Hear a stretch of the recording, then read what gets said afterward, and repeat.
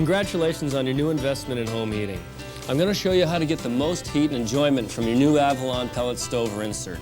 The stoves and inserts operate identically, and I'll be using a pellet stove for illustrating the information I want to share with you today.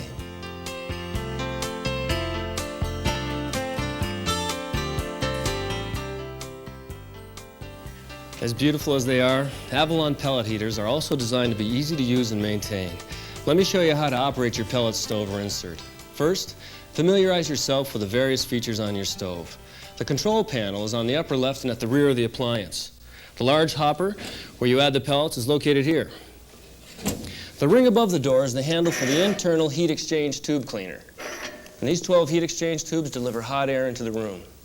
This control on the side of the stove helps to fine-tune the burn rate. Open the door and remove the optional ceramic logs. This reveals the location of the fire pot where the fuel is burned. The ash pan is located beneath the ash lip and is removed by turning the knob and pulling the ash pan out. Be sure to prime the auger the first time you use your pellet heater. Simply load the hopper with fuel.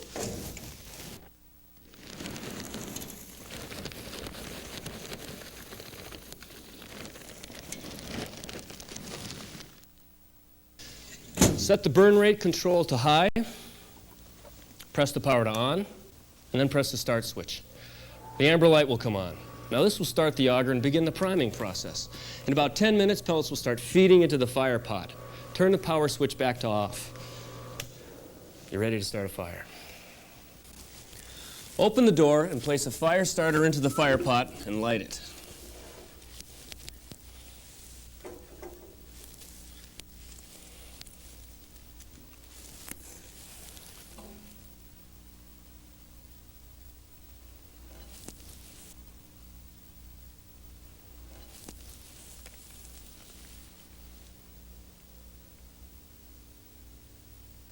Once it is burning well, add a handful of pellets.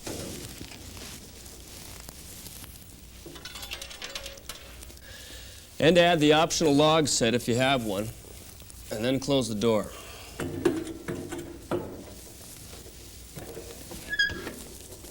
Next, push in the air control knob to the closed position. Turn the power switch on and adjust the burn rate control to off. And press the start switch.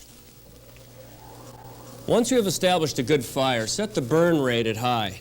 Then pull out the air control knob to the open position. For the best performance, you should coordinate the burn rate and air control knob as follows. For high heat output, set the burn rate control on high, then pull the air control knob all the way out to the red position. For medium heat output, set the burn rate control halfway between the high and low settings, then push the air control knob halfway into the orange position. For low heat output, set the burn rate control on low, then push the air control knob in to the yellow position. Before turning the unit to a lower burn setting, run it in the high range for 15 to 20 minutes after establishing a fire. This allows the unit to reach the proper operating temperature. If an adequate operating temperature is not reached, the unit will turn itself off and you will have to repeat the startup procedure. You may notice that the convection fan does not come on for about 15 minutes. This is normal. After you turn your pellet appliance off, both fans will stay on until the unit is cooled adequately. When you use your pellet heater for the first time, you're going to notice a faint odor coming from the appliance. The paint and oils are curing to the metal, and this is normal, and will stop just after a few hours. Your Avalon pellet heater comes with a starter pack, which includes a wax impregnated and a gel fire starter in it. Try them both to see what you prefer. And never use gasoline, kerosene, or other flammable liquids to start a fire in your pellet heater. For those of you who have purchased your pellet heater with the optional automatic ignition system, starting your pellet stove or insert is quite simple. Let me show you how. First, set the burn rate control to the medium setting and pull the air control knob all the way out to the red position. Next, turn the power switch on. And finally, push the start switch. It's as simple as that. In a few seconds, pellets will start feeding into the fire pot, and the automatic ignition system will activate. After approximately 5 minutes, the pellets that have accumulated in the fire pot will ignite.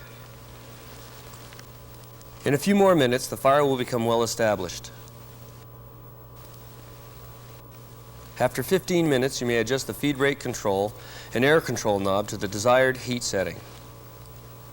When your Avalon pellet heater is burning, you will hear some sounds that are a normal part of its operation. You will hear air being forced through the heat exchange tubes by the convection blower. The convection fan may have a hum or pulsating sound, especially on the high setting. This sound will vary as the speed of the blower varies. You may hear a light clinking sound as pellets are fed to the fire pot. How often this occurs will depend on the burn rate setting. The auger motor will make a buzzing sound when it is feeding pellets to the fire pot. The steady, low-pitched hum is the air-cooled exhaust fan blowing gases through the venting system. Also, the thermostatic control will make a clicking sound as it automatically turns on and off the convection fan. After the stove is warmed up for about 15 minutes, you can adjust the heat output. If you want more heat, simply turn the burn rate to a higher setting. If you want less heat, turn it to a lower setting. Just remember, it's important to balance the flame by adjusting the air control knob. Now, this is how the fire should look. The proper air setting creates a gentle agitation of the fuel. Variations in the type and quality of pellet fuel may require adjustments to these settings. Making these adjustments is easy as you become familiar with the appliance. To turn off your Avalon pellet heater, simply turn the power switch to the off position. The unit will automatically turn off the convection fan and the combustion fan when the stove is cooled. Do not unplug your pellet stove to turn it off. The pellet stove relies on the combustion fan to remove the combustion gases from the firebox. Unplugging the pellet stove during operation may result in smoke spillage into your home. Your pellet heater is also equipped with features to protect you and your family. In the event of a momentary power outage, the unit will restart itself. If the power outage continues, the unit will stay off. Your Avalon will even shut down if it overheats. It will not restart until the unit has adequately cooled. You may have to repeat the startup process. The unit also has a mechanism for detecting blockage in the exhaust or a backdraft. I've turned off the stove to cool it down. Some simple maintenance procedures should be done periodically to ensure peak performance and longevity. Before you do any of the maintenance procedures, make sure that the appliance is unplugged and that the unit has cooled down sufficiently.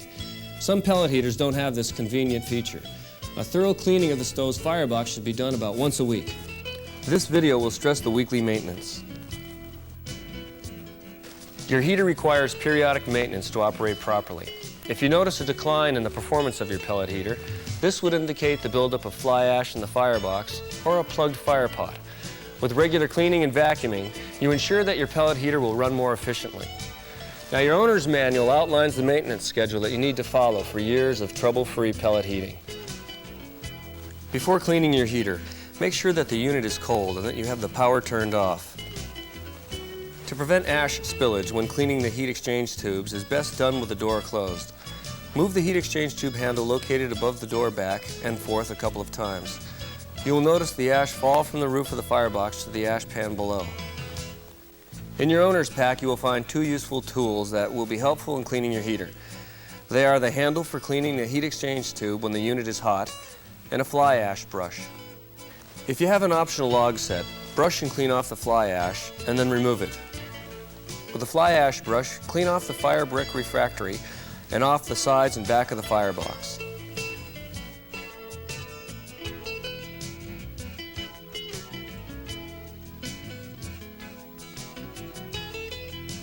Next, remove the log set holder.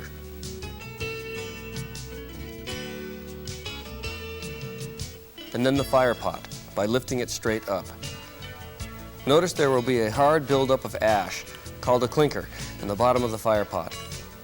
It is very important to always keep the fire pot clean. A failure to do so will dramatically affect the performance of your pellet heater.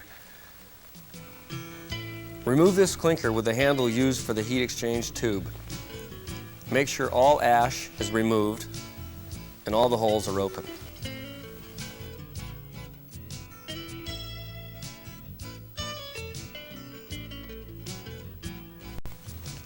Now remove the firebox holder by lifting up on the clip on the front of the fire pot holder and slide this part toward you. Lift it out and clean any ash that may be in it. Before you set it aside, notice how the lock clip works to secure the fire pot holder. Remove the fire brick refractory by lifting it up and away from its holder on the back of the firebox.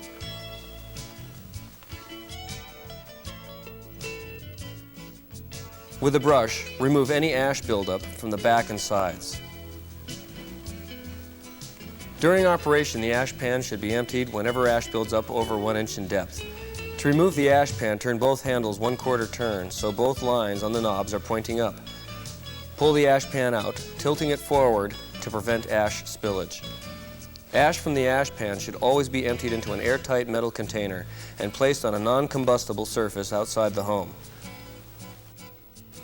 We strongly recommend you buy a vacuum built specifically for cleaning pellet stoves.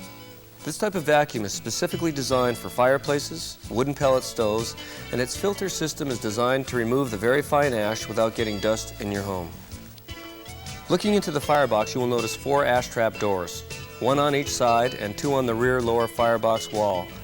These ash trap doors access the ash traps that catch excess fly ash before it exits the firebox. Remove each ash trap door by lifting it up and swinging it out.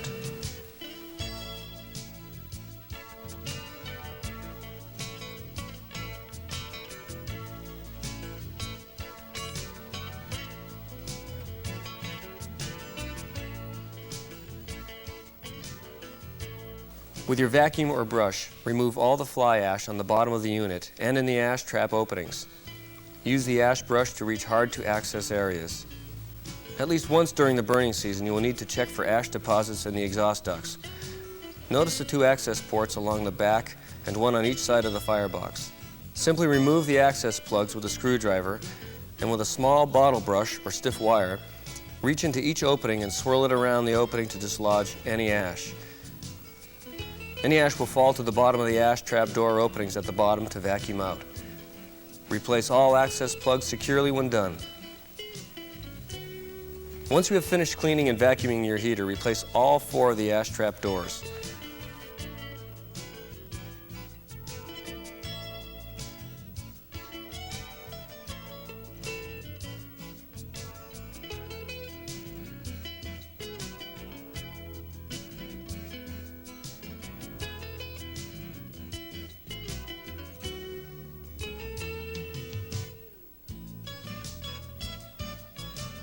Replace the ash pan and make sure that both sides lock securely. Now replace the fire brick. The fire brick is then lifted all the way to the top of the firebox. Push it to the back and gently let it drop onto the fire brick retainers on the back wall of the firebox. When replacing the fire pot holder, make sure the lock-in is working cleanly. Note the openings on the back of the holder. They fit securely up to the tubes on the back of the firebox. Notice that no gaskets are required. Once in place, push the clip down to lock it in position. The fire pot can only fit in one way. Note the hole in the side of the fire pot faces to the back of the firebox. Drop the fire pot into the holder and it will drop in snugly in place.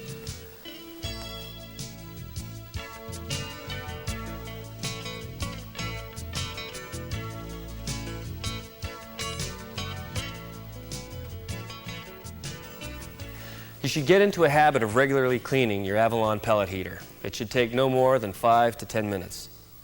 It's also a good idea to clean the glass door every week. Simply use a dry paper napkin and wipe it off. Refer to the owner's manual for complete details on how to and how often these maintenance procedures should be performed. It provides extensive details on how to keep your appliance in tip-top shape. Because pellet heaters are relatively new to the market, it took me a while to learn the subtleties of operating the appliance. Often problems with operation turn out to have simple solutions that you can solve yourself. These time and money-saving pointers are listed in your owner's manual. Go through the list if you have a problem. Of course, anytime you have a problem you're uncomfortable with or cannot handle yourself, contact your dealer. If you do need service help, remember to always have the owner's manual, model, serial number, and purchase date of the appliance handy so the dealer can help you as quickly as possible. If there's a lazy orange flame or the fire pot overfills with pellets, the possible cause is the door or ash pan is open. Make sure that the door or ash pan are latched. Or it could be the fire pot is plugged. Simply make sure the fire pot is clean. If the fire smolders, it could be that the pellets are wet. Remove any wet pellets from the hopper and make sure that all the stored pellets are dry. If the pellets aren't feeding, check to see if the auger is primed. If it's not, simply stop the stove and prime the auger. Or it could be that the start switch is not pressed. Press the start switch and make sure the amber indicating light is on. This video is intended to be a supplement to and not a replacement for your owner's manual. By following the information in this video and the guidelines in your owner's manual, you will have many years of trouble-free home heating. Keep the home fire burning.